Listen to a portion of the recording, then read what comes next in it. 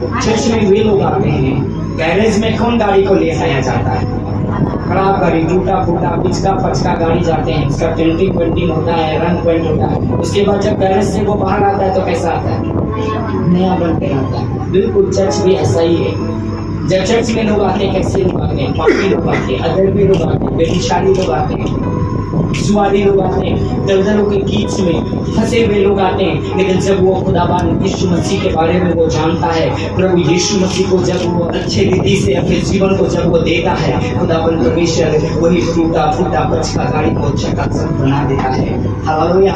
परमेश्वर जब हम लोग मार्क रचित सुसमाचार का अध्याय 17 पद में पढ़ेंगे तो वहाँ लिखा है कि बीमारों के लिए वैद्य की जरूरत है, भले चंगों को वैद्य की जरूरत नहीं है। इसलिए बाइबल बताती है कि मैं धर्मियों के लिए नहीं, मैं पापियों के लिए आया था। आमीन। अगर आप सोचते होंगे बैठकर कि मैं अधर्मी हूँ, मैं पापी हूँ, मैं दुष्ट हूँ, मैं ऐसा काम करता हूँ, तो मैं आपको बताना मांगता हूँ कि परमेश्वर आपको क्या करेगा, आपको शुद्ध पवित्र करेगा। हालेलुया। आपके गलतियों को, आपके अपराधों को, आपके पापों को क्षमा करेगा, क्योंकि वो क्षमा करने वाला परमेश्वर है, वो दया करने वाला परमेश्वर है, वो अनुग्रह करने वाला परमेश्वर है। बाइबल बताती है कि यहोवा दयालु परमेश्वर, अनुग्रहकारी परमेश्वर, अब विलंब से कोप करने वाला अति करुणामय परमेश्वर है।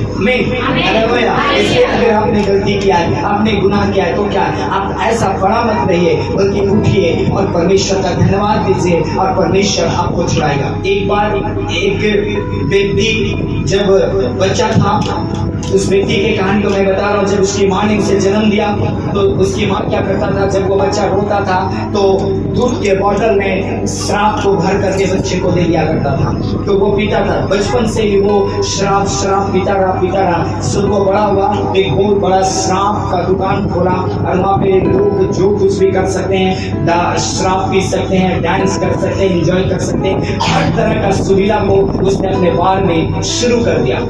कुछ दिन चलने के बाद उसका बार बहुत चलने लगा, उस एरिया का सबसे नामी बार बन गया और वो बहुत बड़े आदमी बन गए। लेकिन एक दिन क्या हुआ कि देख उनके उस दुकान के सामने में एक चर्च भी खुल गया। एक पादरी साहब चर्च खोल दिए। अब जितने जवान लड़का लड़की इधर में आते थे एंजॉय करने के लिए, इसमें से आधा से अधिक लोग धीरे धीरे करके वो चर्च में जाना शुरू कर दिए। जब चर्च में जाना शुरू गए, ये आदमी बहुत गुस्सा हुआ और गया, कहता कि जाता हूँ मैं अभी उस पादरी साहब को मैं बताता हूँ, उसे मार पीट कर मैं ठीक करता हूँ। उसने पास्टर को मारने के लिए गया। जब गया तो जाकर के उस समय प्रचार चल रही थी और वो पीछे बैठ गया, बोला प्रचार खत्म होने दो, उसके बाद मैं दिखाऊंगा। वो प्रचार करते जब वो परमेश्वर के लहू के बारे में बताया, प्रभु की दया के बारे में बताया, परमेश्वर के प्रेम के बारे में बताया, जैसे ही उसने से वचन नहीं भर गया और रोने लगा। उसे पता भी नहीं है कि वो क्यों रो रहा है, किस लिए रो रहा है, रोने का कारण क्या है। पादरी साहब आए, उसके सर पे हाथ रखे और वो प्रार्थना करने लगे और पादरी साहब को पता चला गया कि ये पवित्र आत्मा की उपस्थिति से भर गया है। और उसी दिन उसने अपना जीवन प्रभु यीशु मसीह को समर्पित किया और एक बहुत बड़ा सेवक, बहुत बड़ा दास बना। और उसकी कहानी को जब पढ़ेंगे, एक फूट का पैर का छोटा बड़ा वो प्रार्थना करके एक समान कर देता था, एक समान। ऐसा सामर्थ्य सेवक वो शराबी बना, जो बचपन से ही शराब उनकी मां पिलाया गया, वो ऐसा सेवक बना। अगर किसी का पैर 1 फुट 2 फुट भी छोटा बड़ा है, वो रात भर में प्रार्थना करके सुबह एक समान कर देता था। ऐसा सामर्थ्य परमेश्वर का दास खातिर बना और वो सेवक। आमीन। आप इससे पहले हो सकता है कि कई लोग प्रभु यीशु मसीह के पास आज यहाँ पे आए हैं। उसने उस समय में जब वो यीशु को नहीं जानता था, कई तरह का गंदे बुरे पाप, कई तरह का रिश्ता को उसने बना के रखा है, या हो सकता है कि उसके जीवन में कई ऐसे केस है। लेकिन प्रभु के पास आने के बाद भी आप सोचेंगे कि वो रिश्ता, वो गलत रिश्ता या सब कुछ तुरंत खत्म हो जाएगा। वो तुरंत खत्म नहीं होगा, क्योंकि वो धीरे धीरे प्रार्थना करते करते खत्म हो जाएगा। क्योंकि वो केस है, आप प्रभु में आगे, क्या केस तुरंत खत्म हो जाएगा? क्या खत्म होने के लिए क्या करना पड़ेगा? जाइए ना, अपने आप को सरेंडर कर दीजिए, मैं दोषी हूँ, मुझे पकड़ कर दुकान दीजिए। नहीं, आप वकील रखे हैं। क्यों? क्योंकि आपका केस वो वकील धीरे धीरे क्या करेगा, समाप्त करेगा। मैं भी प्रभु यीशु मसीह को जब 2012 8 जनवरी को मैंने अपने समर्पित किया, एक लंबा समय मुझे प्रार्थना करते करते एक गलतियों को, एक जो कर्जा सब मैंने लिया था, उधारी लिया था, आज के डेट में भी मैं धीरे धीरे करके मैं दे रहा हूँ। हालेलुया। ये नहीं कि मैंने यीशु मसीह को ग्रहण किया तुरंत खत्म हो गया, नहीं, मैं धीरे धीरे करके वो कर्जा दे रहा हूँ। तो कई बार जब आप वो जो बोकर आए हैं वो प्रभु के आने के बाद भी आपको धीरे धीरे करके उसे काटना पड़ेगा। अब एक दिन में वो समाप्त नहीं होगा, क्योंकि उससे निकलने के लिए पर आपका इच्छा होना है कि मुझे उससे निकलना है, उससे बाहर आना है, मुझे स्वतंत्र होना है और मेरा परमेश्वर मुझे स्वतंत्र करेगा इन सारी चीजों से। मुझ पर दया कीजिए, मुझ पर अनुग्रह कीजिए। आप प्रार्थना करेंगे, आप छूट जाएंगे। आमीन। हालेलुया। कितने लोगों को समझ में आ रहा है? समझ में आ रहा है? आमीन। तब परमेश्वर आपको छुड़ाएगा, तब आपको आजाद करेगा, तब परमेश्वर छुटकारा देगा। उस भाई ने जब जीवन दिया तो उसे एक दिन में छुटकारा नहीं मिली, उसने धीरे धीरे करके ट्रेनिंग में गया। 5 साल ट्रेनिंग में था।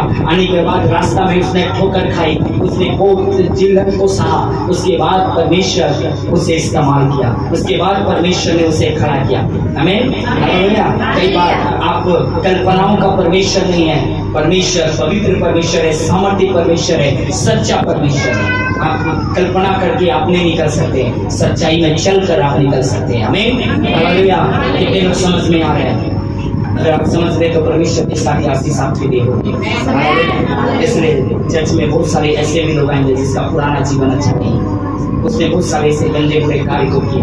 प्रभु को चलने के बाद भी, परमेश्वर के साथ चलने के बावजूद भी वो कुछ ऐसे रिश्ताएं अभी है, पर उस रिश्ताओं से उसे निकलने के लिए हमें भी साथ देना है और उसे भी इच्छा रखना है कि मुझे इस दलदल के हिस्से बाहर आना है। आमीन।